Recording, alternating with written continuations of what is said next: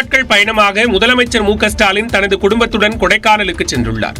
மக்களவைத் தேர்தலையொட்டி தமிழ்நாட்டின் 40 தொகுதிகளிலும் முதலமைச்சரும் திமுக தலைவருமான மு க ஸ்டாலின் பரப்புரை பயணம் மேற்கொண்டிருந்தார்.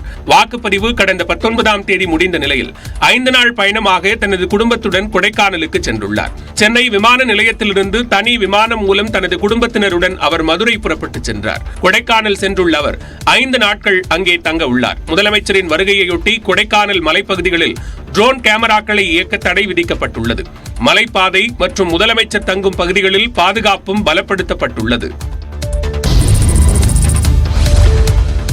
பாலியல் புகாரில் சிக்கியுள்ள தேவேகவுடாவின் மகன் ரேவண்ணா மற்றும் பேரனுக்கு சொந்த கட்சியிலேயே எதிர்ப்பு வலுத்துள்ளது. கர்நாடக மாநிலத்தைச் சேர்ந்த முன்னாள் பிரதமர் தேவேகவுடாவின் பேரனும் ஹசன் தொகுதி எம்பியுமான பிரஜ்வல் ரேவண்ணா ஏராளமான பெண்களுக்கு பாலியல் தொல்லை அளித்ததாக கடந்த சில நாட்களுக்கு முன்பு புகார் எழுந்தது. பெண்களுடன் அவர் இருப்பது போன்ற வீடியோக்களும் வெளியாகின.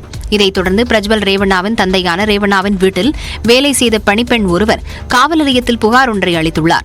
அதில் ரேவண்ணாவும் அவரது மகன் பிரஜ்வல் ரேவண்ணாவும் தனக்கு பாலியல் தொல்லை அளித்ததாக குற்றஞ்சாட்டினார். அதையடுத்து அவ்விருவர் மீதும் பாலியல் தொல்லை, மிரட்டல், பின்தொடர்தல் உள்ளிட்ட பிரிவுகளின் கீழ்